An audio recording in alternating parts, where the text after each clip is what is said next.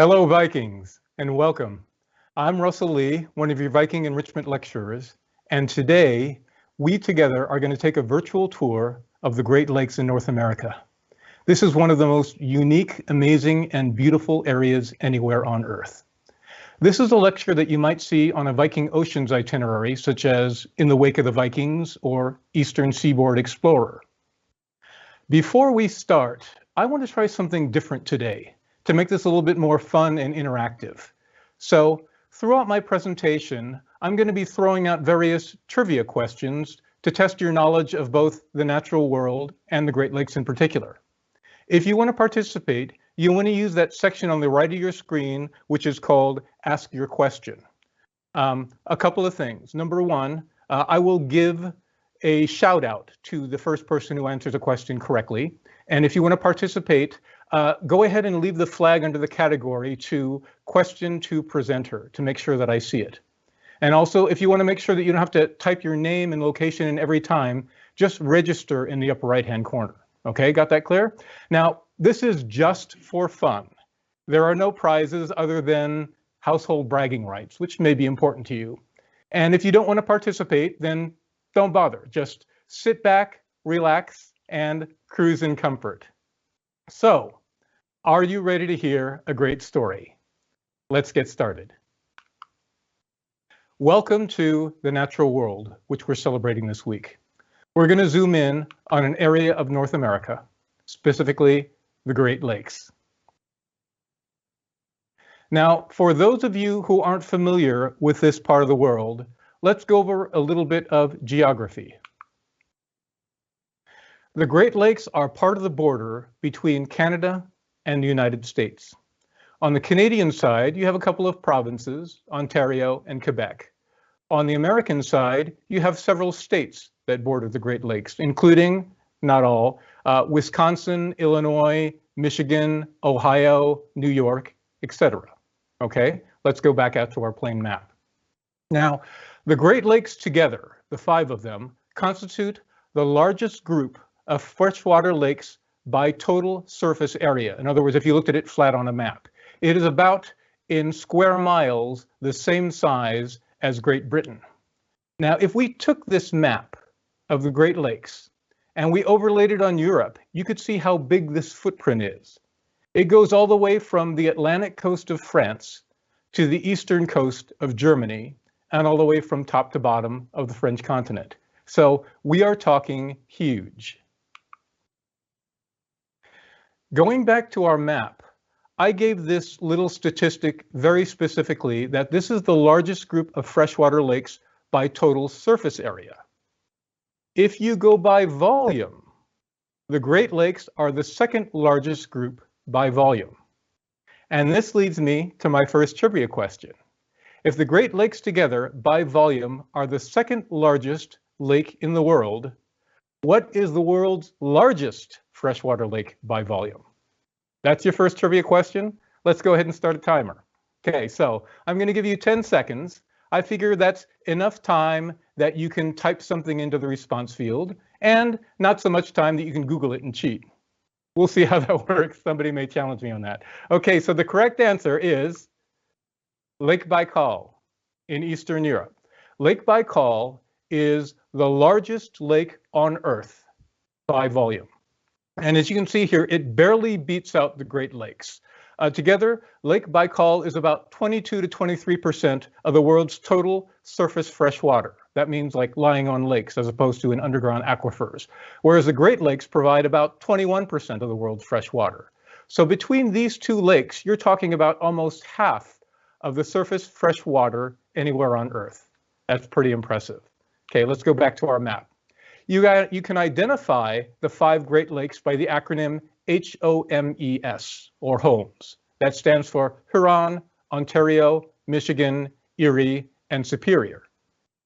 If we look at these lakes individually, then Superior is the one that's on top, and it is not called that because it's better than the others. It's called that because it's at a higher latitude or more north. That said, Superior is the largest of these lakes. In fact, here's another stat. Lake Superior by itself is the largest freshwater lake by surface area. And again, I chose this factoid very carefully with an emphasis on fresh water. If you're talking about all lakes, freshwater and saltwater, Lake Superior is the second largest overall lake by surface area in the world. And so that leads me to my next trivia question. By surface area, what is the world's largest lake?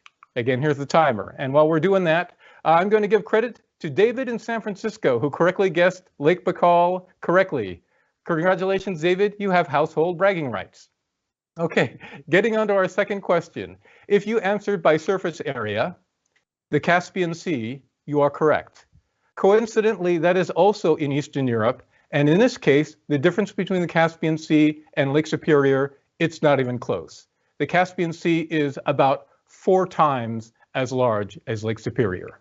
Okay, so let's go back to the map. What I'm showing now is a map from way back in the 1500s when the United States was first being explored by Canadian fur trappers and settlers. I'm going to zoom in on this map and clean up some of the different tones a little bit. And what I want to point out here is that you may not realize that the Great Lakes as we know them today originally had different names. Let's go into that. Now here you have Lake Superior, the French name Lac Supérieur, same name, right? The Indian name, as you may know, is Gitchigumi. Okay, however, Lake Michigan was originally called Lac de Pointe. And Lac de Pointe is French for Lake of Bad Odors. Now, I'm not going to even try and comment on why that may be. If you're from that area, feel free to weigh in on the comments as to why that nickname may have been earned. Okay, continuing on, Lake Huron was originally called Lake Carignan. That is a Huron Indian or Native American word for big lake. Lake Erie was originally called Lac du Chat, Lake of the Cat. And there are 2 theories to why this may be. One is that a lot of people believe that there was a North American mountain lion that roamed around this area. If so, it is long extinct, but there are some other references that I'll make later to mountain lions in this area. The second is that the Erie Native Americans, the Erie Indians, were known for decorating their wardrobe with long tails. So it may be from that. Finally, Lake Ontario was originally called Lac de Saint Louis. That's the same St. Louis that other cities named St. Louis are named after. For those history buffs, that was Louis IX, the King of France, who is the only King of France who is actually sainted. The other thing I want to point out on this old map is that big area on the left, which says unknown territory. Now, if we zoom out on this map, you'll see that at this time, when the country was first being settled, there was a huge blank spot west of the Great Lakes. In other words, the Great Lakes were the western frontier of North America. That made them very attractive for the settlers and the mavericks who wanted to get out and away from the cities. So as the country was being settled from the 1600s to the 1800s, you saw all these wonderful cities popping up all around the Great Lakes, being settled by immigrants who wanted to get away from the East Coast and establish the new frontier. As these communities started coming up, there were all kinds of wonderful natural resources that this area was rich in. Here's a partial list. A lot of it has now been deforested, but there was a time when hardwoods and pine were very important. You probably recognize iron ore, copper, and minerals, coal, a lot of agricultural crops, including corn, wheat, and soybeans, as well as a lot of animal products, pork, beef, and then other manufactured goods. Now, for all these people settling in this part of the country, the big question was, how do we make an economy out of this? How can we transport this stuff to the East Coast where all the people are and where all the cities are? But even further than that, how do we get them past the Atlantic coast to the ships so that we can export all of our stuff overseas to Europe? This was going to be necessary if the Midwest and the Great Lakes area was going to establish any kind of income and economy. At the same time, the people in the Great Lakes needed to import stuff from overseas and from the East Coast, including industrial machinery, manufactured goods, and before they had the ability to make it themselves, steel. So the question is, how do you get massive amount of goods between the Great Lakes and the East Coast and the Eastern Seaboard? Now remember, at this point in time, there was no such thing as railroads. So what they had to rely on instead was this: muscle power, human power, and animal power, and that's it. However, there were two problems. Here's what we're talking about with animal power: horses, mules, things like that. The two problems are, number one, if you rely on pack animals, that is, animals carrying your goods, an animal can carry about 250 pounds. When you're talking about transporting goods, that's not a whole lot. There's another way that you can use animals for transport, and that's this way: using animals as draft animals to tow wagons or carts. The problem of this is that you're at the mercy of the roads, and in those days, there weren't really any roads. So here's a consequence of trying to transport stuff back and forth between the Great Lakes and the East Coast. In 1800s, the distance from New York to Cleveland, about 460 miles, using draft animals overland would take 2.5 weeks to transport. Even worse, to go from New York City to Detroit, about 600 miles or so, would take 4 weeks. So if you're talking about taking perishable goods, food items, things like that, back and forth, that is a ridiculous amount of time to get to this Eastern Seaboard. Here's an interesting anecdotal story. A gentleman named Jesse Hawley tried to establish a business of providing grain for food to the East Coast. He went bankrupt. And the reason why is because grain is a high volume, low price commodity. You need to transport a lot of it, and you need to do it for a very cheap cost, very fast.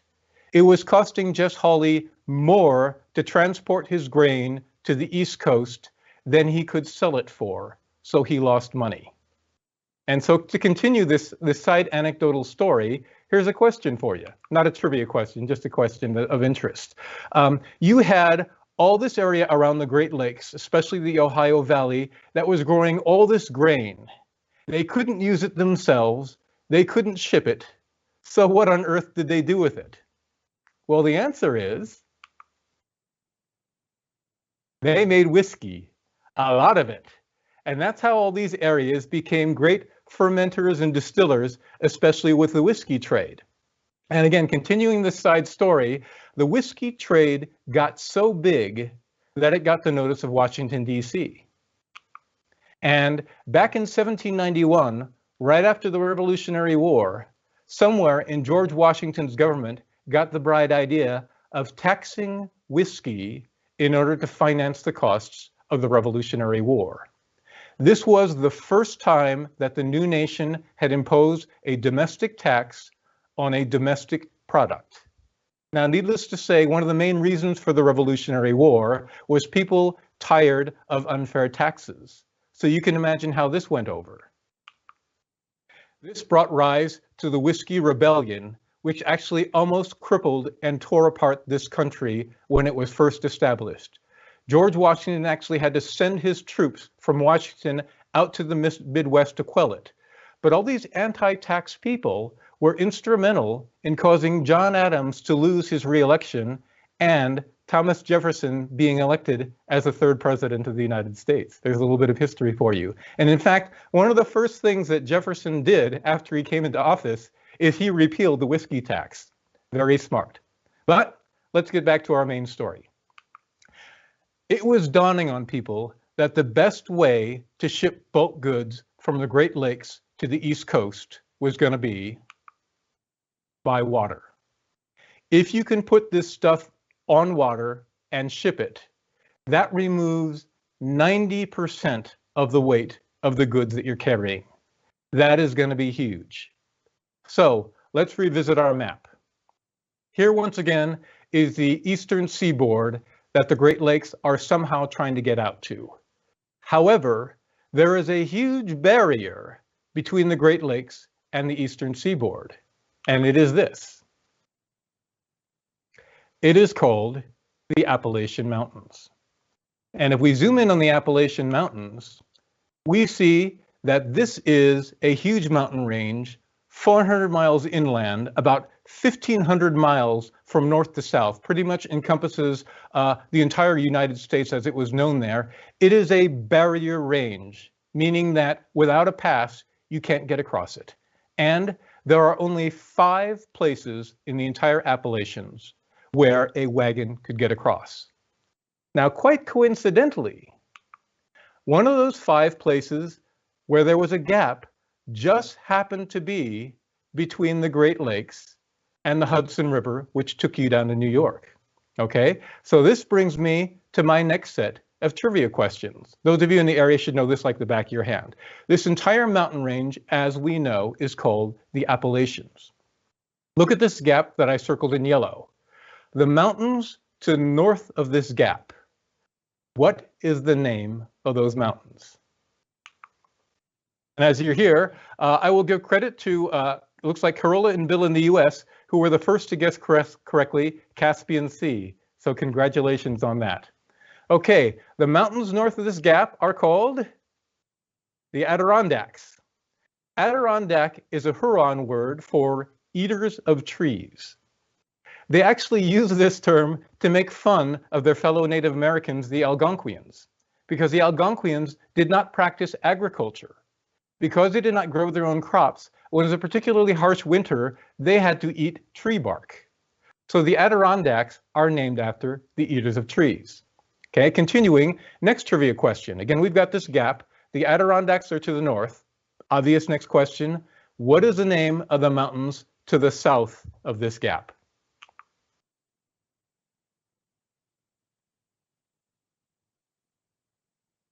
And by the way, I will not accept Appalachians as a correct answer. Sorry. Okay, so the mountains to the south of this gap are called the Catskills. Catskill is actually a Dutch word from New Holland, which was this area around New York, a Dutch word for Cat Creek. As I mentioned earlier, the area around Lake Erie was potentially known to have North American mountain lions. It is believed that Cat Creek is named after those wildcats. Okay, so we've got the mountains north of this gap. We've got the mountains to the south of this gap. Obvious next question. What is the name of this gap that I have circled in yellow? This should be a fairly easy one for those of you in this area. Might be a little bit more challenging if you're not from this particular area. Okay, so, and as I'm catching up on old questions, by the way, okay, Gwen from Canada, you were correct then on the Adirondacks, and David from the US, you correctly guessed the Catskills. So let's see who is able to correctly guess the name of this gap. It is called the Mohawk Valley, named after the Mohawk River, which runs partially through it. The Mohawk Valley is the only path across the Appalachians anywhere north of Alabama. And as I mentioned, it coincidentally happens to connect with the Hudson River, which will take you all the way down to New York, and Lake Erie to the west. Now, as people were saying, we got to transport this stuff by water, they were thinking, can we make a waterway that connects Lake Erie to the Hudson River and New York Harbor? We believe that we could build a canal along the Mohawk Valley. So, final trivia question of this set is, what is the name of the canal that was built through the Mohawk Valley? And while we're catching up on questions, Gary and Sharon from Cincinnati, Ohio, correctly guessed the Mohawk Valley. Congratulations, you know your geography. Okay, the canal that was built, if you read the description of today's program, it should be fairly obvious to you. We're going to now tell the story of the Erie Canal, one of the most famous canals ever built in North America. Let's go back to our map. The Erie Canal was to connect the city of Albany in New York on the Hudson River with the city of Buffalo on the shore of Lake Erie. You can see it going here through the Mohawk Valley.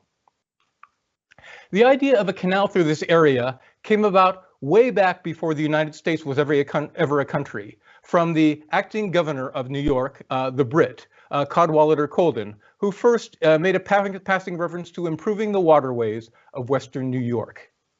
After America became a country, Gouverneur Morris, one of the US founding fathers, his signature is actually on the original founding documents, he first proposed an actual canal along the Mohawk River. And by the way, a bit of trivia, governor is not his title. Governor is actually his first name. Okay, so by 1800, after people like Jesse Hawley were going bankrupt, the New York legislature formally expressed an interest in building a canal across the state of New York from Buffalo to Albany. However, there were two problems. There's always two problems, right? Let's go back to the map and see what's going on. Okay, the first problem was a problem of distance. The canal, as planned, between Albany and Buffalo was going to be more than 350 miles long. And this is not just along a nice, meandering, convenient river. This is through untamed, heavily forested wilderness. The second problem with this potential canal was a problem of elevation. There is an elevation change between the Hudson River and Lake Erie of more than 350 miles going up and down. So if they were going to build a canal through this area, it was going to have locks.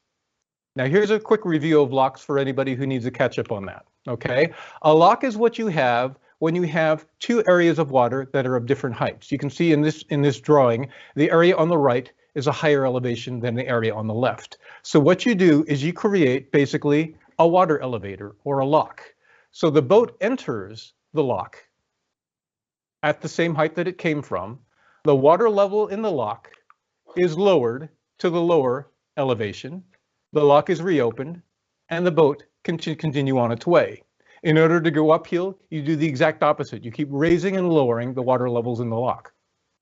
In 1800, the engineering technology at the time was able to create a lock that could create a differential of about 12 feet. Not very much, right? So if they were going to build a canal along the Mohawk Valley, it was going to have 34 separate locks. So here's the challenge we're looking at. You're talking about a distance of 363 miles, a 565-foot elevation change, and 34 separate locks in the middle of the untamed American wilderness. Just to give you an idea for comparison's sake, the Panama Canal is only 50 miles long and only has 12 locks. The Suez Canal is longer, it's 120 miles long, but there's no elevation differential. It doesn't need any locks, it's just a waterway. So if you know your history, you know how difficult it was to build the Panama Canal. The Erie Canal was going to be even harder, and it was going to have to take place years before. No less an authority than the President of the United States, Thomas Jefferson, said, "This idea is 100 years ahead of its time. You're never going to do this." In fact, his exact quote was, "Building a canal through this wilderness is little short of madness. Only a madman is going to try doing this." Well, enter this gentleman, DeWitt Clinton, the governor of New York at the time. Back in 1810, he was a member of the first commission that seriously took a look at whether you could build an Erie Canal. And believe it or not, a few years later, he was able to convince the New York legislature to devote $7 million to actually building this canal. In today's money, that would be worth about $114 million. How did he convince them? Easy, money. Imagine that you are the state that controls all traffic going between the Great Lakes and the East Coast. Imagine that you are the state that controls all traffic going between the Great Lakes and Europe across the Atlantic Ocean.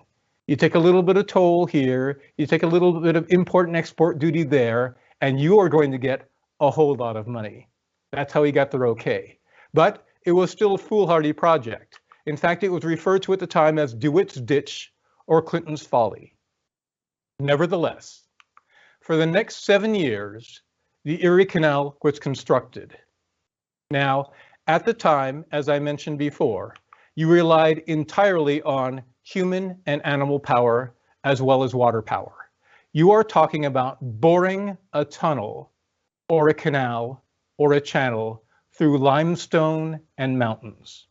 Now I'm curious, do I have any civil engineers out there in the audience today? At the time, there was no such thing as a civil engineer in the United States. So the surveyors and architects were basically amateurs. In fact, the two main surveyors, James Geddes and Benjamin Wright, were actually judges who were used to settling land disputes. James Geddes handled surveying equipment for the first time a couple of hours before he actually had to survey the route. Another one of the planners, Nathan Roberts, was actually a school math teacher. So that's who designed this thing. Who built it? It was mainly German masons, the same German masons who would end up building some of the first skyscrapers in New York years later, as well as a whole lot of Irish immigrants. In the early 1800s, this was when a lot of immigration was beginning, and the Irish immigrants provided numerous, inexpensive labor for building this canal. So if you ever take a look at the Erie Canal, you can thank the Germans and the Irish. So after 7 years, we had a canal through the Mohawk Valley.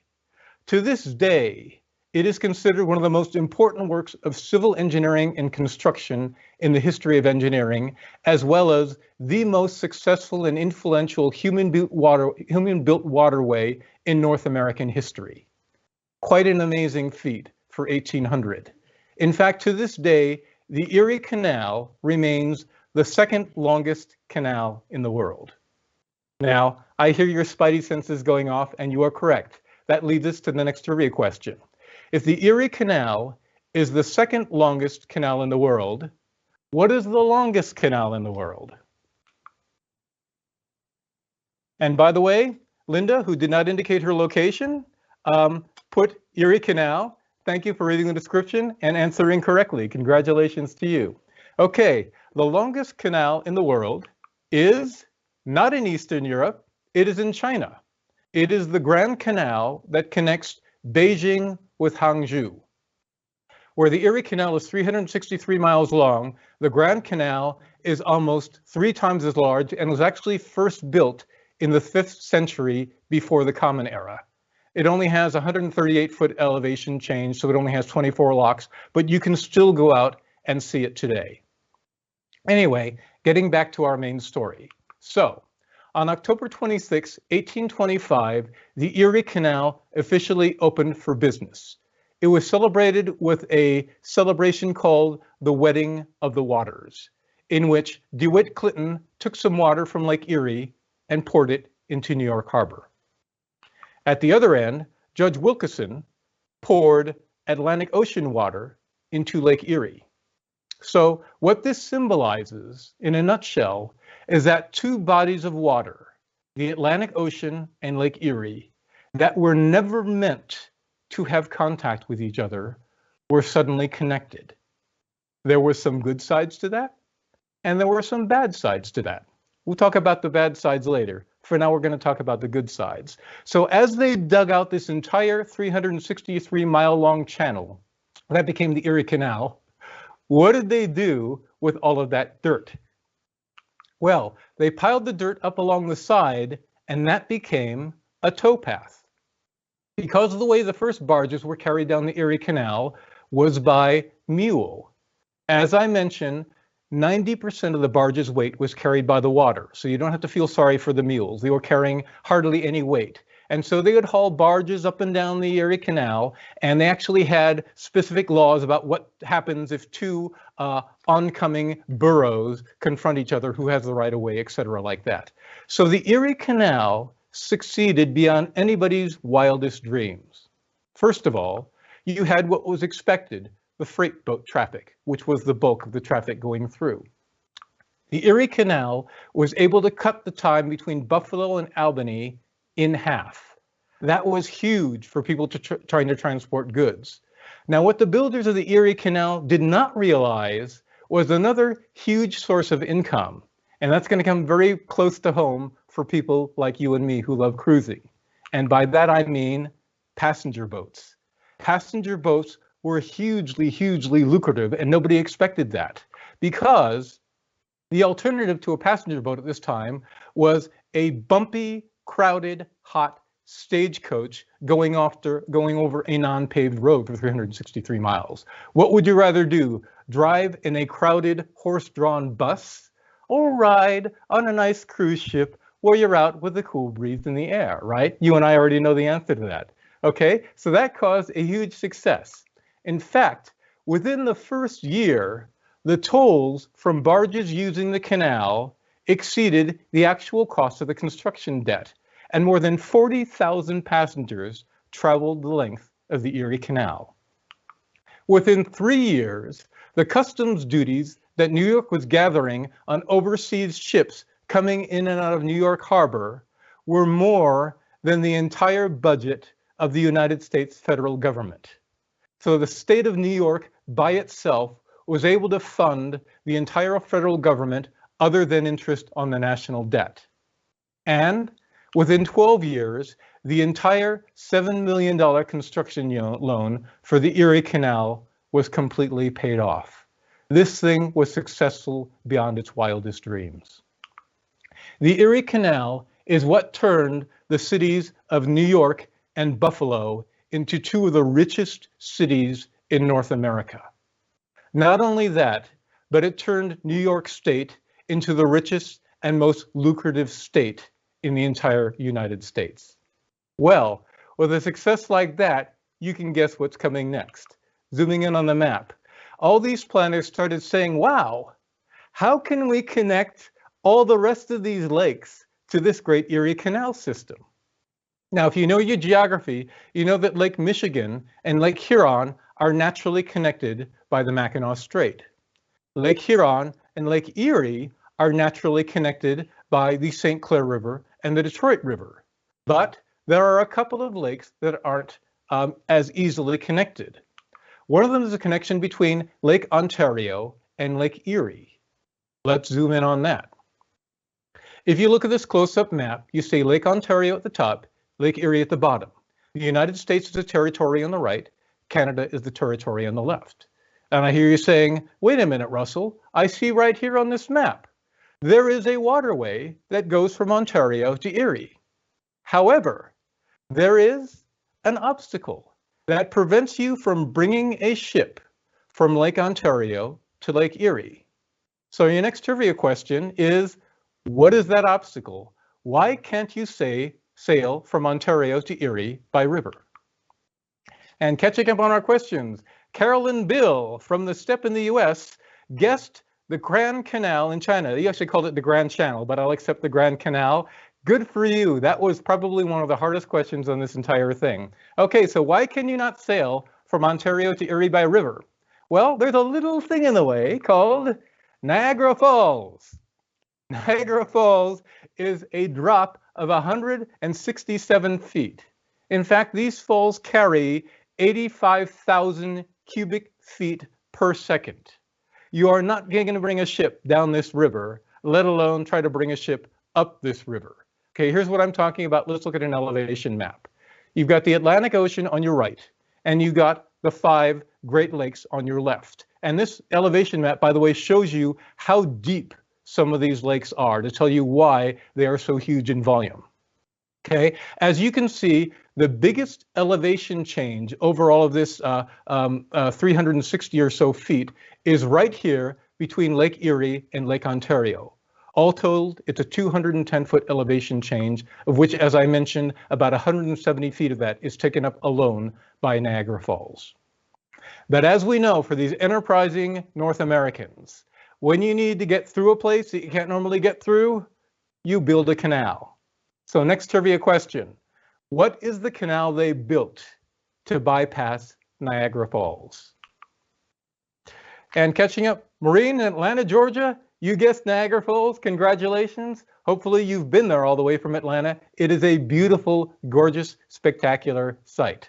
Okay, so what canal bypasses Niagara Falls? It is the Welland Canal. Let's go back to our map and look. So here's the Niagara River between Lake Ontario and Lake Erie. There you see Niagara Falls. The Welland Canal was constructed several miles west of Niagara River on Canadian land with several locks. Here's a picture of it. It was built in 1829, a few years after the Erie Canal, originally 27 miles long with 40 wooden locks. So going back to our map, okay, we've solved the problem of getting from Ontario to Erie and out the Welland Canal. The other remaining challenge is between Lake Superior and Lake Huron, which I've circled on the map. Once again, let's zoom in on this. Okay, so here you see Lake Superior on the left, Lake Huron on the right. Canada is at the top, Michigan is at the bottom. Now, once again, as the case with Niagara River, there is actually a natural waterway that goes from Lake Superior to Lake Huron. First question in our next set of trivia questions. What is the name of this river that connects Lake Superior with Lake Huron? Okay, and catching up, Douglas in Point Clark, Canada, you correctly guessed the Welland Canal. You're a good Canadian, Douglas. Good for you. So what river connects Superior and Huron? It is the St. Mary's River. However, just like the Niagara River, you cannot bring a boat naturally through St. Mary's River from Lake Superior to Lake Huron. So next question, why can't you sail on St. Mary's River? Why can't you sail on St. Mary's River? That's a poser.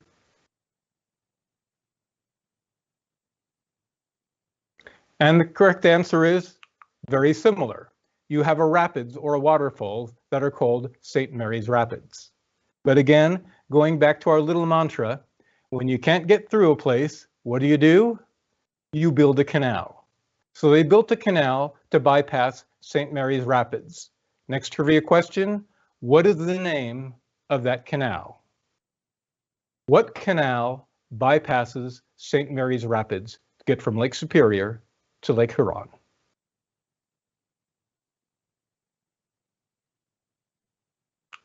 That is the Soo Locks. That's a funny name for a canal, isn't it? Oh, by the way, let me go ahead and catch up. Okay, so Kennard from Traverse City, Michigan, you correctly guessed St. Mary's River. You're from that area, good for you. Okay, going on, let's tell the story of the Soo Locks. Soo is named after a city called Sault Ste. Marie, Michigan. Soo is an old French word for rapids. So Sault Ste. Marie, Michigan means the rapids of St. Mary, Michigan. And so the Soo Locks are named after that. Coincidentally, all you Canadians know this, there is right across the river another city called Sault Ste. Marie, Ontario. So what happened? Did the city planners run out of names for cities? No, actually, these two cities on either side of the river used to be one single city called Sault Ste. Marie. As part of the truce that settled the 1812 war between the United States and Britain, the city of Sault Ste. Marie was split into two cities, one in the United States and one in Canada. Let's zoom in and see what happened here. Okay, so at the bottom, you'll see I've circled Sault Ste. Marie, Michigan. At the top, I've circled Sault Ste. Marie, Ontario. Here you also see the St. Mary River and the St. Mary Falls or the St. Mary Rapids. Where did they build the canal? They built the canal right alongside of St. Mary's Falls. That is the Soo Locks. Interestingly enough, bit of trivia, there is also a set of locks on the Canadian side, but those are only used for passenger vehicles. Those are not used for freight vehicles carrying goods back and forth. Okay, let's go ahead and catch up on some trivia questions. All right, so no one guessed the St. Mary Rapids. How can that be? Well, all I can say is try harder on the next one. Okay, as far as the Soo Locks, Bill in Windsor, Canada, you correctly guessed the Soo Locks. Good on you. Okay, so here is a picture of the Soo Locks, which were constructed originally in 1855. So if you're from that area, needless to say, they look a little bit different today than they looked then. But going on with our story and getting onto our map. So what you had with the Soo Locks, the Welland Canal, and the Erie Canal was all 5 Great Lakes connected with each other and connected with the Hudson River that took you out to New York Harbor. This was phenomenal, fantastic, and nation-changing. Just think, completely by water, not over land. You could travel from Duluth, Minnesota, all the way to New York City, a distance of more than 2,300 miles. You could travel all the way from Chicago at the bottom of Lake Michigan out to New York City, a distance of 2,250 miles, completely by water. This was transformative for the growth of this country. This is how successful it was. Here's a picture of Buffalo on Lake Erie. Okay, the Erie Canal and this waterway lowered the shipping costs between the Northeast and the Midwest. The Northeast suddenly had a huge drop in food prices because of all this grain, corn, and meat coming from the Great Lakes region.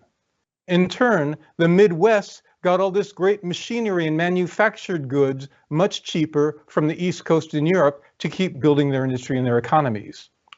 As I mentioned before, this water system contributed to the wealth and importance of New York, but overall, it increased trade throughout the United States as it was growing. In fact, all these Irish cities from the Irish canal workers started popping up all over the sides of the canal that are still there to this day. So if you're from that area and you're Irish, then, or of Irish descent, then your ancestors probably worked on the canal.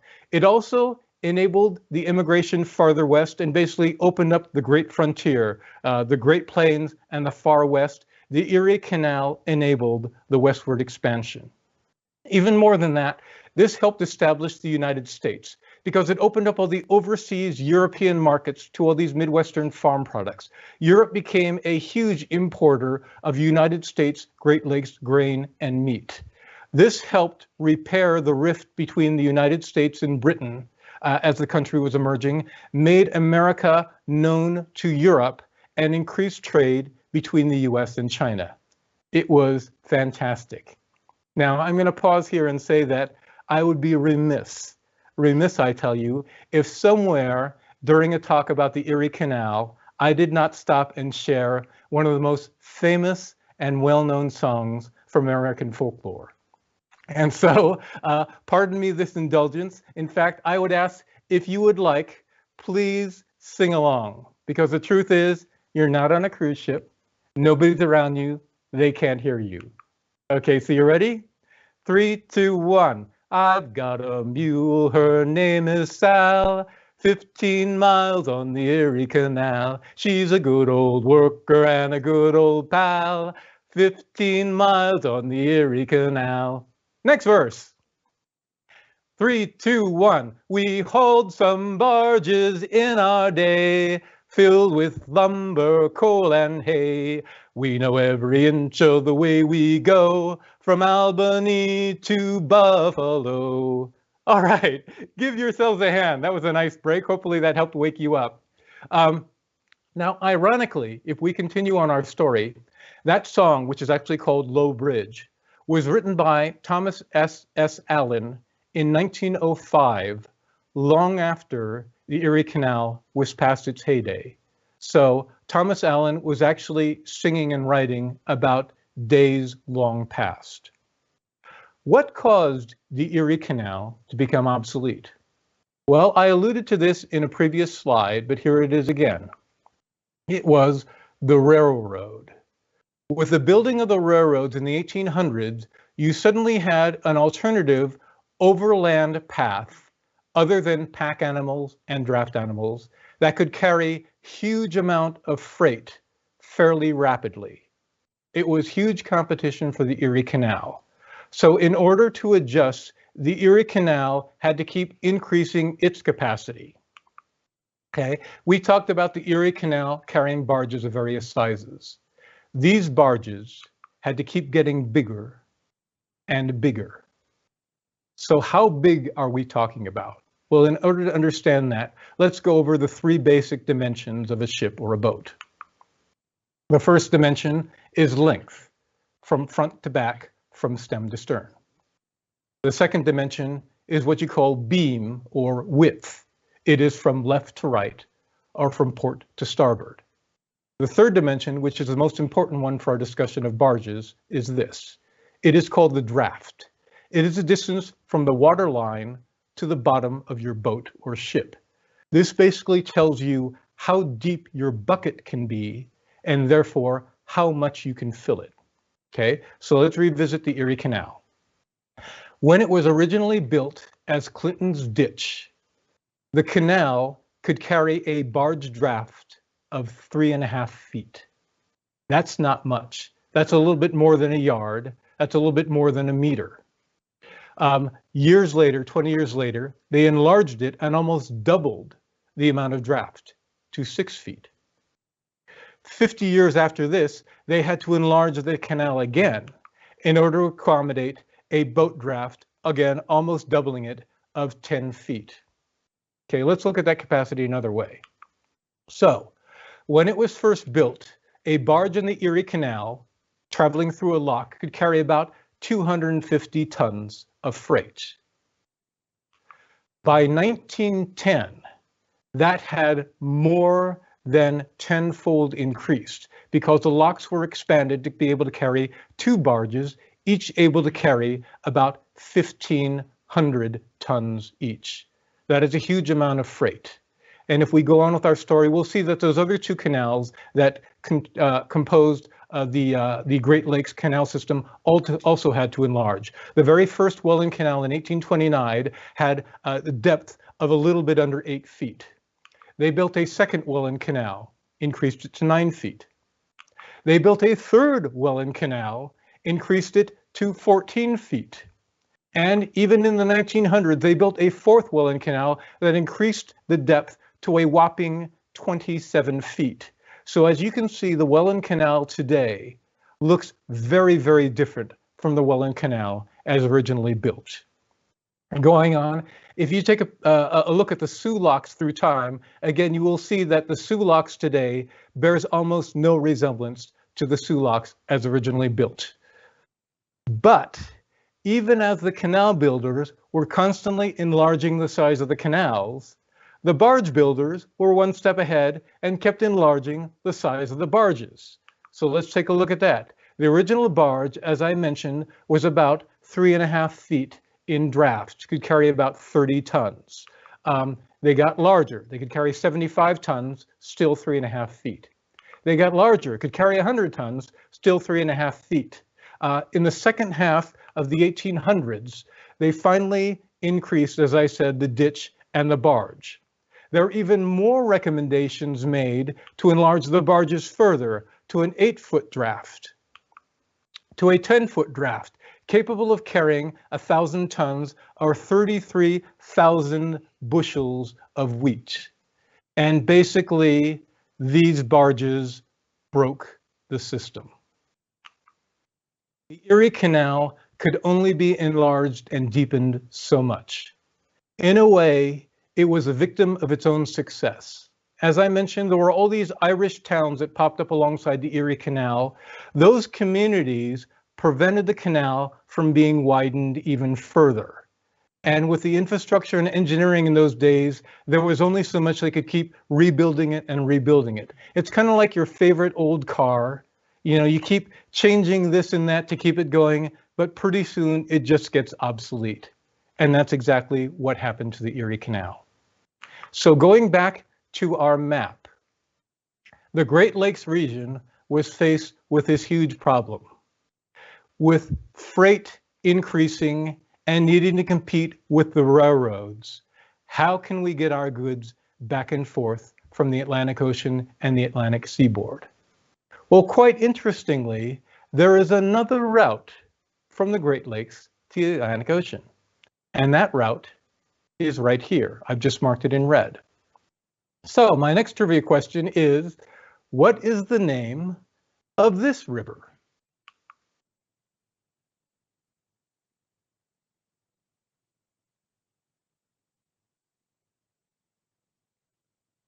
And again, I'll give you a hint.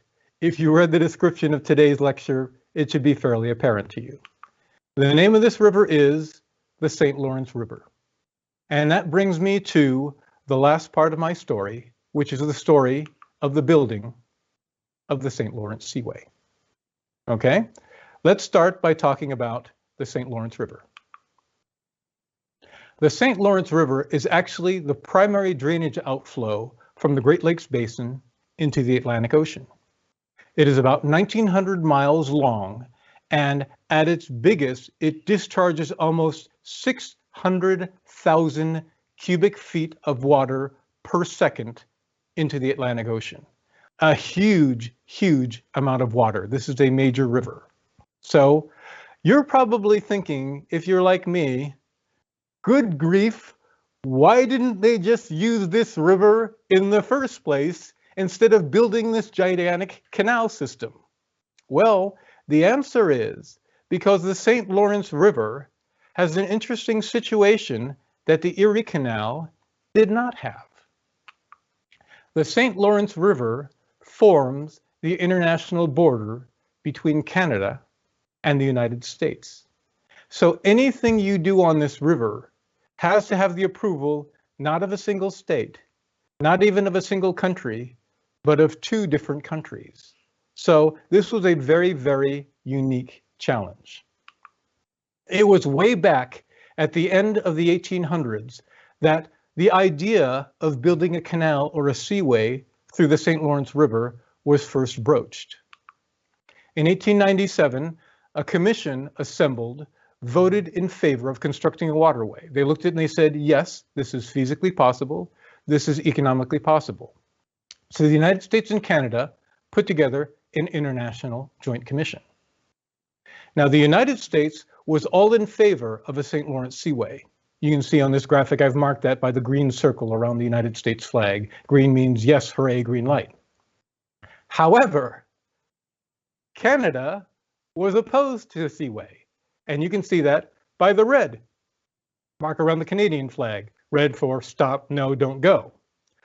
Why was Canada opposed? Canada was opposed because Quebec, one of its provinces, was opposed. Why was Quebec opposed? Well, that's a story in itself.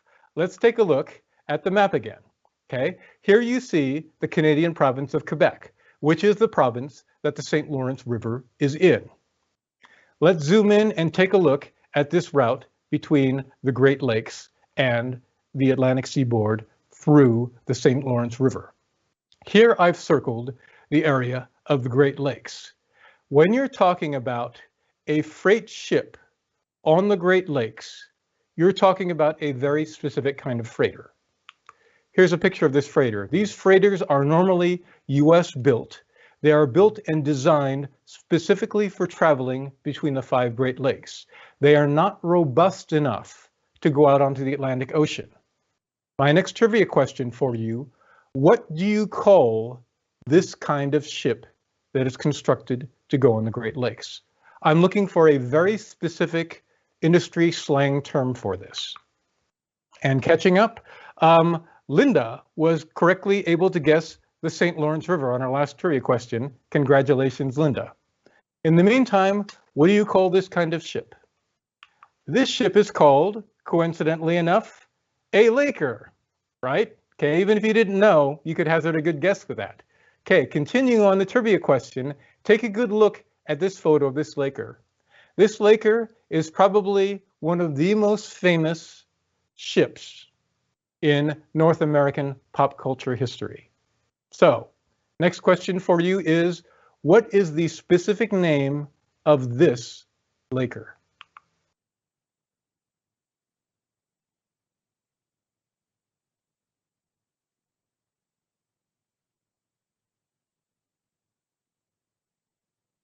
Okay, if you guessed the Edmund Fitzgerald, good for you. The Edmund Fitzgerald at the time was the largest Laker ever to sail on the Great Lakes. And I mentioned that this is made famous in pop culture, specifically by a Canadian singer named Gordon Lightfoot.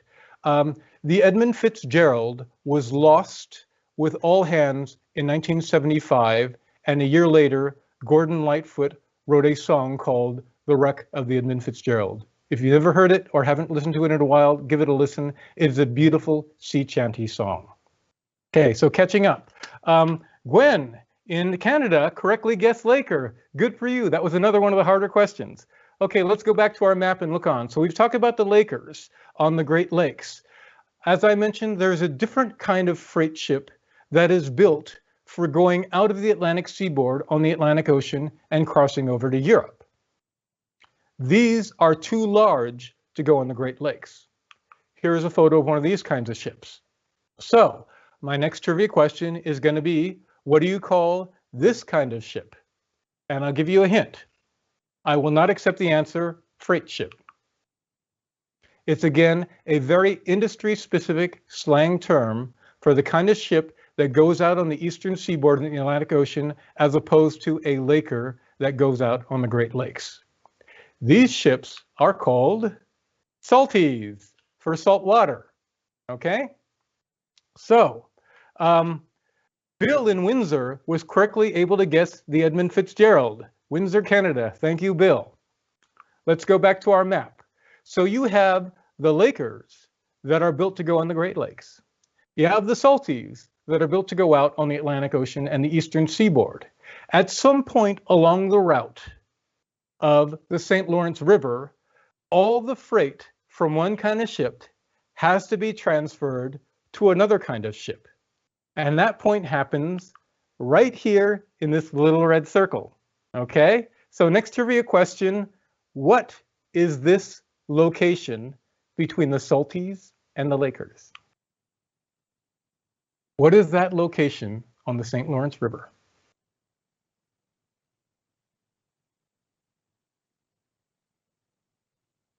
Okay, so give yourself a pat on the back if you guessed Montreal. Montreal, a port city on the St. Lawrence River, is where the lakers and the salties meet and each can go no further. This is where the St. Lawrence River goes through, and strangely enough, there is a rapids at this point. It is called the Lachine Rapids. And here is a picture of the Lachine Rapids, which again, you cannot safely bring a ship across. Lachine is actually French for China, La Chine. Why is this named after China? Because way back in the 1500s, when Jacques Cartier came down the St. Lawrence River, he thought he had discovered the route to China through the west, mainly because the Native Americans he encountered said, oh yes, at the other end of this river is a huge, gigantic body of water. They were talking about Lake Ontario. Jacques Cartier thought that they were talking about China and the Pacific Ocean. However, he couldn't go any further because of the rapids and because of the unfriendly natives. So he stopped there and reported back to Europe that he'd found the route to China. But for us in this day and age, navigating through the Lachine Rapids means that before there were these huge lakers and freighters, shippers had to physically portage all their goods 9 miles from Montreal to Lachine in order to get around the Lachine Rapids. Needless to say, that is a huge manual inconvenience. Well, back to our mantra. When you can't get through a place, what do? You build a canal. So, next trivia question. What is the name of the canal that they built to bypass the Lachine Rapids? And catching up, Gwen and Sarnia correctly guessed Salty. Good for you.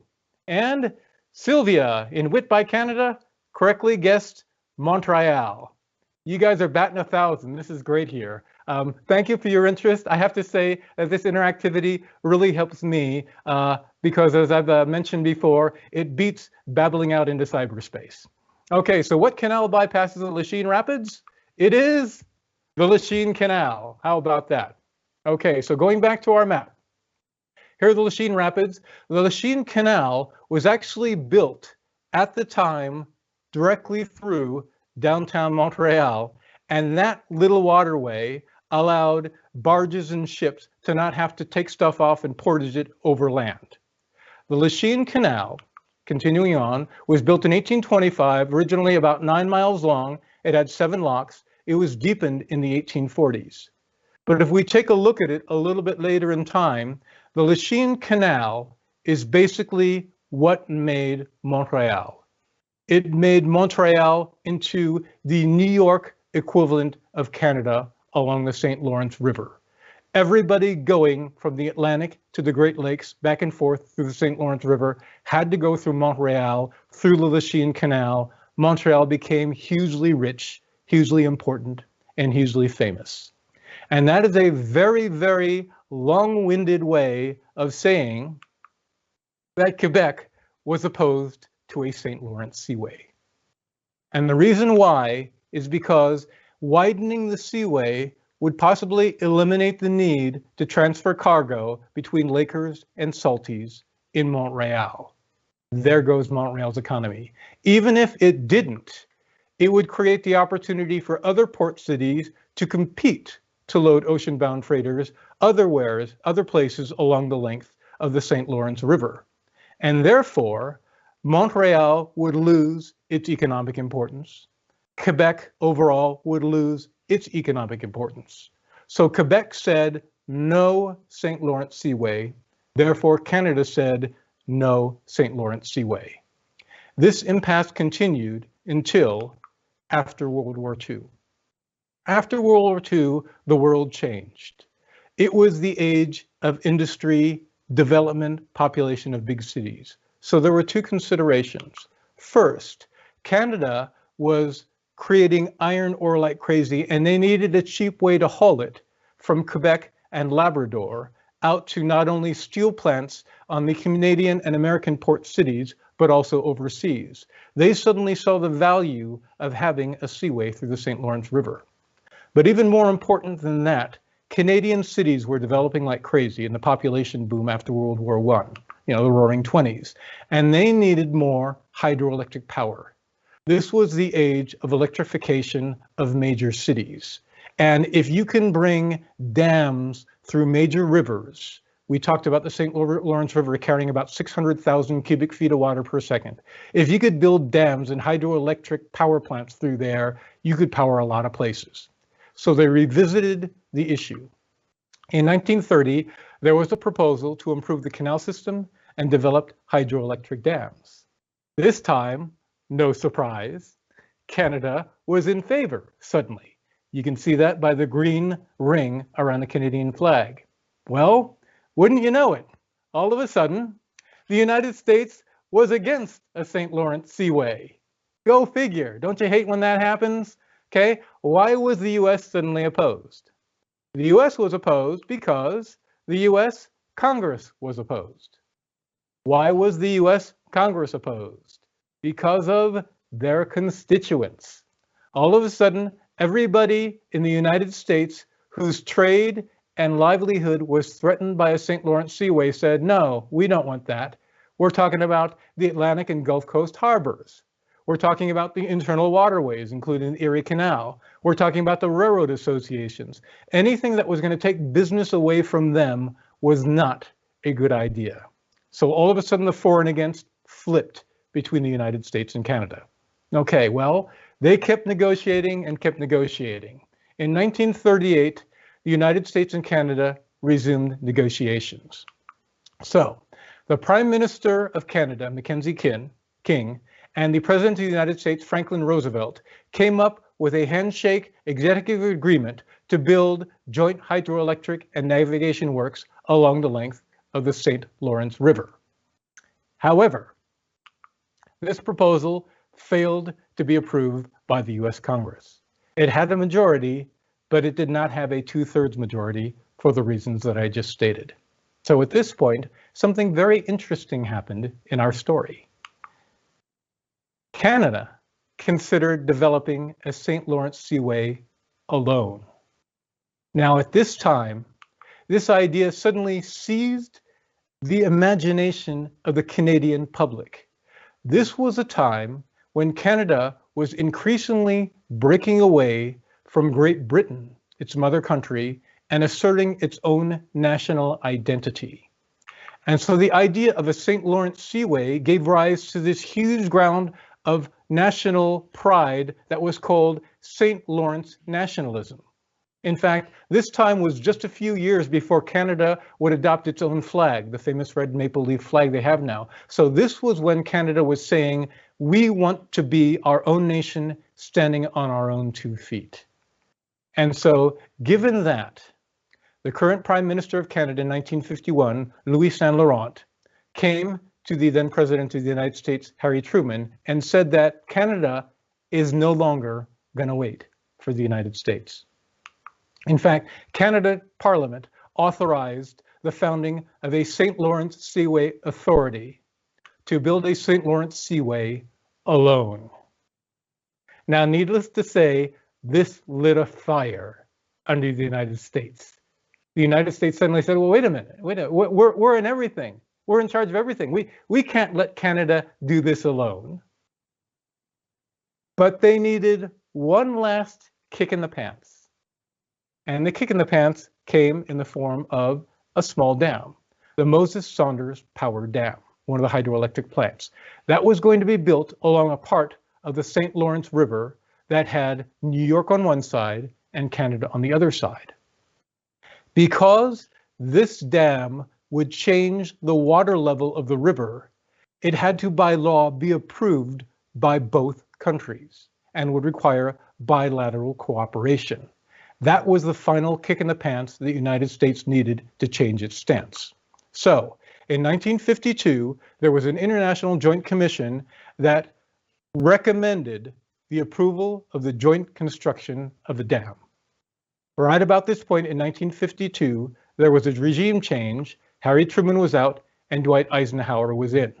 Dwight Eisenhower personally was very much in favor of this St. Lawrence Seaway. He's marked in green. And because of his determination, he was able to push the bill through Congress. And finally, the idea of a St. Lawrence Seaway was approved by the US Congress. This happened in 1954. It was called the Wiley-Dondero Seaway Act that approved, finally, joint Canadian-American construction of the Seaway. What was the final push that convinced the United States? Believe it or not, it was communism. This was the beginning of the Cold War, and everybody in the West was afraid of communism taking over the world. The United States and Canada, after World War II, realized that they needed to get much more involved in European politics to sway any country being taken over by communism. And they decided that one of the best ways to do that was by asserting more economic power between North America and Europe. And the St. Lawrence Seaway gave them a big way of doing that. And that is what finally resulted in the passing of the Wiley-Dondero Act. So, in 1954, for 5 years, construction began on the St. Lawrence Seaway.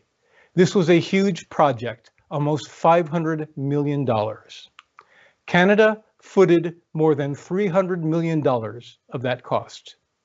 The United States footed a little more than $100 million.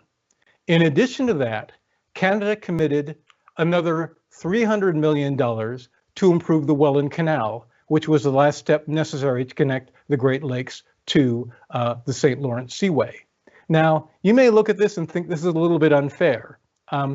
In the contract, Canada paid more, but Canada made a commensurate increase in the percentage of revenues from the St. Lawrence Seaway, so it all evened out. Nevertheless, the construction of the St. Lawrence Seaway was very, very controversial at the time. There were some cities along the river that, because the river was going to be widened, they had to be physically moved and relocated. There were other cities that they didn't even bother with. They just buried them underwater.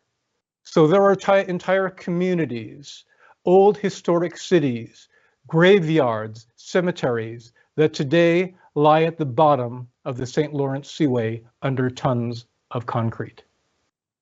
This is a map of the St. Lawrence Seaway. As we zoom in, we see a couple of things. Number one, the Welland Canal is that area on the left connecting Lake Ontario with Lake Erie, which was widened by Canada. But if you look at the actual St. Lawrence Seaway project, it takes up only a portion of the overall length of the St. Lawrence River. Part of this straddling the two countries. It's the international section. Part of it, entirely within Quebec, is a Canadian section. Okay. So the overall distance from the Atlantic Ocean to the Great Lakes is about 2,300 miles. The St. Lawrence Seaway itself takes up less than 400 miles of that. But look at how big a ship they could bring through there. Depending on the portion of the St. Lawrence Seaway you're traveling through, you can carry a ship that is anywhere from 27 feet draft up to more than 40 feet in draft. That is a far cry from the 3.5 feet that originally sailed down the Erie Canal. Needless to say, there is still a difference in the elevation between Lake Huron and the Atlantic Ocean. And so there is a lock system. There's a 570-foot elevation change. So there are 15 locks. 8 of those locks happen in the Welland Canal. Of the other 7 locks, 7 are Canadian and 2 are American. So that is the St. Lawrence Seaway system. If you take this map and overlay it on top of Europe, as I did before, you'll see that the overall St. Lawrence Seaway Great Lakes system goes from the Atlantic coast of France all the way to the eastern border of Poland. Top to bottom, it goes all the way from London, England, down to Marseille in France. Just the St. Lawrence Seaway itself is the same distance as Vienna to Warsaw. This is a huge, huge system. And in 1959, it finally opened and allowed the first freight ships to sail in the St. Lawrence Seaway. If you were around at that time, you probably remember there was a huge celebration. Queen Elizabeth was out there as the sovereign of Canada, and President Eisenhower was there as the head of state of the United States. So once again, 2 bodies of water that were never meant to come in contact with each other were suddenly connected. As a Toronto newspaper said, it has moved the ocean 1,000 miles inland. The effects of this cannot as yet be estimated, but we can be certain that they will be very great. And it was very great. Since the founding, more than 2.5 billion tons of cargo have been moved. That represents almost $400 billion in trade. 25% of that traffic actually goes on to go overseas to Europe. It supports hundreds of thousands of jobs and economic activity. Fortunately, there's a near perfect navigation record on the St. Lawrence Seaway. But as I mentioned, there are also some downsides. The St. Lawrence Seaway formerly made the Erie Canal obsolete. As expected, it caused an economic decline in upstate New York because New York was no longer the center of the freight universe. Even more than that, Quebec no longer controlled Canada's access to the Atlantic. Canada used to wield a whole lot of power Quebec used to wield a whole lot of power in Canada's government because they controlled a lot of the economy. That was no longer necessarily the case with the loss of Montreal as the huge central port. And in fact, some people argue that this is one of the factors that led to the huge separatist movement in Quebec. Because Canada said, you know, Quebec, you're not so important to us. And Quebec said, well, fine. They want to go be our own country. But I'll leave it to you guys to argue that in the Explorers Lounge. But we're talking about the natural world this week. And probably, for me, one of the biggest factors that was caused by the St. Lawrence Seaway is that it introduced more than 180 foreign invasive species into the Great Lakes. These were organisms, plants, algae that were never intended to go into the Great Lakes, and they are carried on the hulls and the surface areas of the freighters coming in down the St. Lawrence Seaway. If you're from this area of the United States, you know that just one of them alone, up at the top of your screen here, the quagga mussel, single-handedly devastated a lot of the ecosystem of the Great Lakes area. If you go out now, quagga mussels are pretty pervasive along the seabed of every single one of the 5 Great Lakes all along the seabed. All kinds of things. The lamprey fish created havoc on a lot of the trout and the salmon that used to inhabit the Great Lakes. In fact, this next photo is probably a little bit sobering. These are just some of the more than 180 invasive species that have come in. Fortunately, this was finally recognized. Unfortunately, it was not really recognized until the 1960s and the 1970s.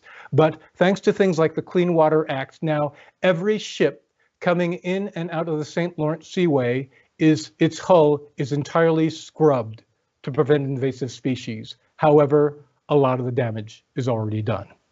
Okay, that's how the waterway has affected the natural world. Economically, there's a comparable story in that the St. Lawrence Seaway, quite frankly, has never completely lived up to the economic promise that it had made when it was first proposed. You can see that the amount of freight going through there has gone up, but since then, over time, it has steadily declined. Why is that?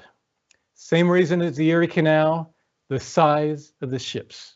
Okay, here we see the various freighter ship sizes. At the top, the thing marked A was the freighter that the St. Lawrence Seaway was designed for. B is a standard called Panamax. That is the size that could be carried through the original Panama Canal. D is the new Panamax, which if you've been to the Panama Canal, they actually opened a third channel to carry larger freight ships. So you can see that these ships have gotten larger and larger, and the St. Lawrence Seaway hasn't. Today, only 5% of the world's container fleet can actually go down through the St. Lawrence Seaway and reach the Great Lakes. It was controversial enough to build the first St. Lawrence Seaway. It would be near impossible to do another engineering job to widen it further. So here's the current status of the St. Lawrence Seaway. It is too small to accommodate most of today's huge container freighters. In fact, it is actually cheaper to truck goods along land to Montreal and Halifax and load them directly onto an ocean-bound salty than it is to take them down the St. Lawrence Seaway. In addition, the Mississippi River going out to the Gulf Coast offers a cheaper alternative because they don't charge tolls, unlike the St. Lawrence Seaway. As far as the goods being transported, the North American steel industry has declined. There's much less steel to carry back and forth, and Europe is no longer the major importer of grain. So there's much less grain coming from the Midwest out to the Atlantic seaboard over to Europe. Where is all this Midwest grain going now? It is going to South America, Asia, and Africa. In other words, it is Pacific trade. Needless to say, that doesn't go through the Atlantic Ocean. That goes across, to a large extent, the Pacific Ocean. So the Pacific ports have become the main hubs for all where a lot of Midwestern goods are going. So that also has decreased the traffic on the St. Lawrence Seaway. So I can sum up the situation in a couple of scholarly quotes from one university. The Seaway has been locked in time. The world has evolved, and the Seaway has not been able to evolve with it. Or put it another way, it probably did make sense about the time it was constructed and conceived, but since then, everything has changed. But do not despair, because the St. Lawrence Seaway and the Great Lakes today make a lot of their money, and their economies are driven a whole lot by people like you and me. Just like with the Erie Canal, a bulk or a large part of traffic and revenue going down these waterways is passenger traffic, cruise ships. And this particular photo, which I'm very proud of, is, of course, the Toronto City skyline. But that ship is the purpose-built, brand new Viking expedition ship, the Acquainted, which is going to launch next year. And here's a very exciting news. If you travel on the Acquainted with a Great Lakes Explorer, you can go through the Soo Locks and navigate around the Great Lakes. If you go on the Niagara and Great Lakes Explorer, you can go through the Welland Canal and end up in Toronto. So both of these will take you through the canals that I was talking about. Now tomorrow, Aaron Taylor is going to be talking about another itinerary, the Undiscovered Great Lakes. And during the Q&A that he's got with Joost Owendag, if they don't talk about these other itineraries, be sure to ask questions. But the most exciting part is if you combine expedition itineraries, you can go from the Great Lakes, through the Welland Canal, all the way up the St. Lawrence Seaway, out to the Atlantic Ocean, and down the eastern seaboard. If you've enjoyed any part of today's presentation, that is absolutely a bucket list item to look into. That is so exciting. So I'm not going to spoil Aaron and Yost Thunder for their presentation tomorrow. Be sure to tune into that. But for now, I'm going to close my presentation and allow me to switch screens here, because what I'm going to do is spend a little bit of time taking some of your Q&A. So let me change screens here. And okay, so let me get to the Q&A. I do see some questions coming here. Okay, let's see what we've got. We'll see how many I've got time for. And okay, Scott in Houston says, brilliant presentation. Well, thank you so much, Scott. Okay, Poonam in Houston talks about the greed of human beings to maximize the profit. We saw the effect of it on March 23rd in the Suez Canal. Well, yes, that's a different story, the Suez Canal. He's talking about the ship that got stuck in the Suez Canal. Okay, how are the ships scrubbed? There is machinery that can go through and scrub them. When it first started, they actually had people who would go out and scrub these by hand. But nowadays, it is mostly done by machinery. Okay, so yes, Scott in Grapevine says, yes, that's how zebra mussels got to Texas. You know, we're talking about the natural world, and you're talking about when humans interfere with the natural world and do things like construct artificial waterways, all these canals, introduce species into other species, you have no idea what kind of havoc that's going to create. And sometimes you don't know for generations. And when that happens, unfortunately, it becomes a little bit hard to undo. Okay, so let's see what else we got.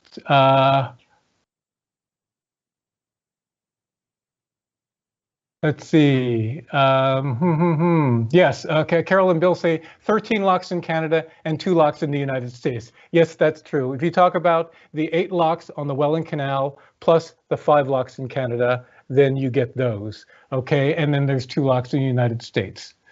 Okay. Camera says, hey, what about the chorus to the Erie Canal song? Well, tell you what, if you hear the full lecture on board a ship, I will sing the entire song for you. How's that? Okay. So,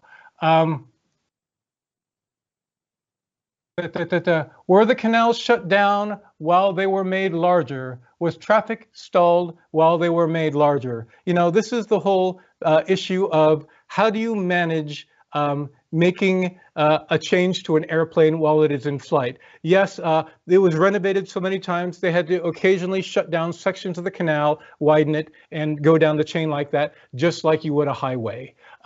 For some of the construction, the site of the original Erie Canal is not the same as the footprint of what is now today called part of the New York Canal system. So at some points when they widened the canal, they actually, again, like widening a highway, constructed a new channel alongside the old channel. So if you tour through this area, and it's actually quite historic, you can see some sections of the new New York Canal system, and you can go through some old, rotting, overgrown sections of the original Erie Canal system, which are now not used for anything. They're basically dry beds. Okay, so what else we got? Oh, Paula points out that at some point I said US to Canada, and I accidentally said US to China. My apologies, probably a Freudian slip. Okay, so when did the St. Lawrence River become a significant waterway? The St. Lawrence River has been a significant waterway since Jacques Cartier discovered it in 1565, and it was used by the fur traders in order to enter Canada. That was a major waterway, which is why the cities of Toronto, Quebec, and Montreal were founded as forts alongside that system. In fact, as the border between the United States and Canada, the St. Lawrence River was the site of many wars, and that were a lot of warships that were brought down through there. In fact, as a side note, one of the interesting things about the Great Lakes system, I mentioned that it's a border between Canada and the United States. As part of the pact between the United States and Britain after the War of 1812, both sides mutually agreed that there would never be a fort built along any city on the Great Lakes, and there would never be an armed military vessel on the Great Lakes. And that is actually a source of pride to this day for both sides, that the Great Lakes have always been a peaceful location.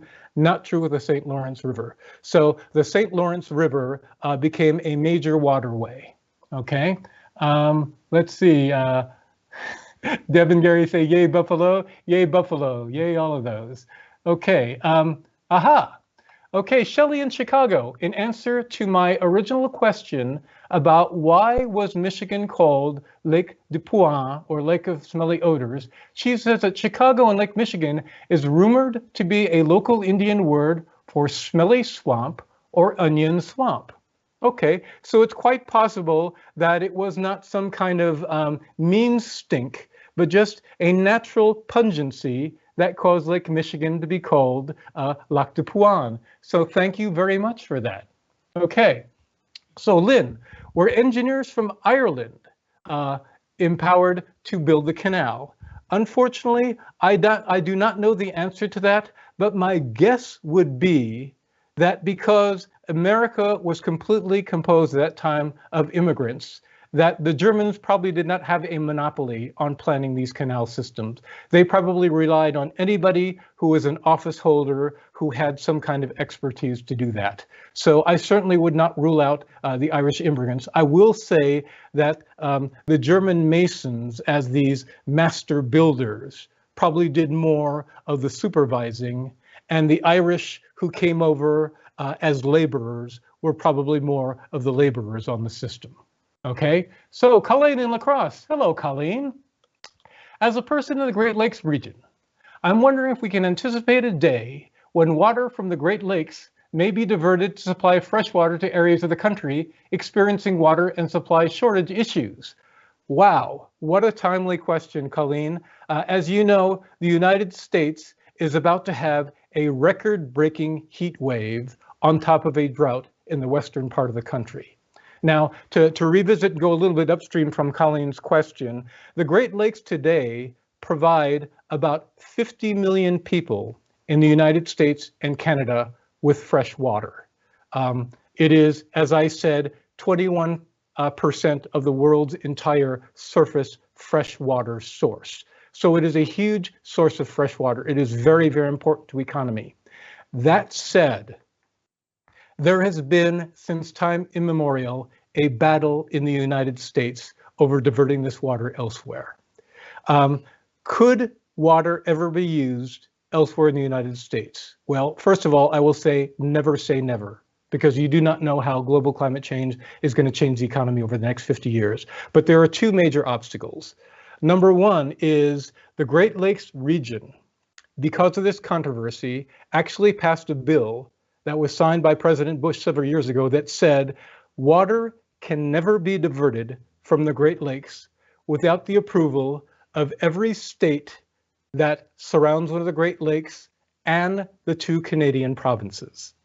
So you would need an incredible amount of cooperation and permissiveness and sacrifice for that to happen. Along with that, politically, water rights in North America, United States, are basically handled on a state basis, not a country basis. So the states would all have to agree with each other, and needless to say, if one state got more water, that would mean another state would get less water. And with the amount of cooperation and sacrifice currently happening in the United States government, I would say the chances are very slim. The second consideration, which is an even bigger one, is if you are going to bring water from the Great Lakes out to the western United States, you would have to somehow get that water west. And we're talking about the building of canals are aqueducts or channels, and that is probably very likely not going to happen. So, Colleen, you are from La Crosse. As a Great Lakes denizen, you could probably rest assured, but again, never say never. Okay, we're coming up just about on half past the hour, so I have time for one last question. Okay, Jacqueline in Phoenix says, my genealogy research shows family originally came to Quebec from France. No record at Ellis Island, so might the point of entry have been the St. Lawrence Seaway? Well, very interesting. Okay, that goes back to the question of when did the St. Lawrence River become a major influx station? The St. Lawrence River was also the way that many Canadians emigrated to the United States as a major shipping lane. In the 1800s, the U.S. got to be so overwhelmed with immigrants that they changed their policy, put stems in place, and established Ellis Island where everybody had to go through. Needless to say, people looked for a workaround.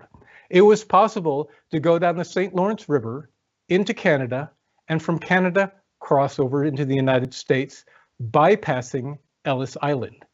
In fact, there were several travel agencies in Europe who specifically advertised going through Canada as a way to bypass in order to attract customers.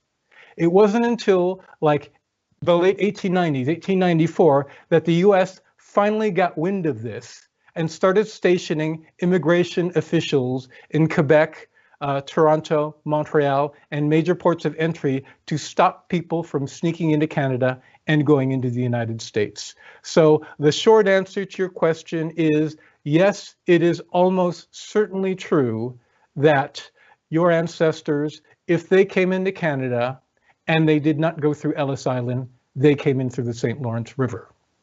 That said, there are Canadian genealogy documents and census reports that it may be possible, I'm not saying it is, but it may be possible for you to do some research and find some port records that show their entry into the United States.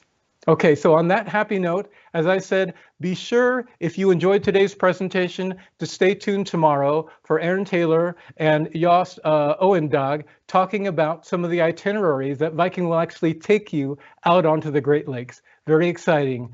For now, the most exciting news for me is that Viking is starting cruising again. Isn't that incredible? So if you happen to be in Iceland on the Viking Sky, I may see you aboard. If you happen to be a few months from now on Viking Venus going through the Adriatic and Malta, I may see you aboard ship. And for the rest of you, I love the way that Karina signs off. She always says, bye for now. Because what that's actually saying is that we will meet again. So on that happy note, bye for now.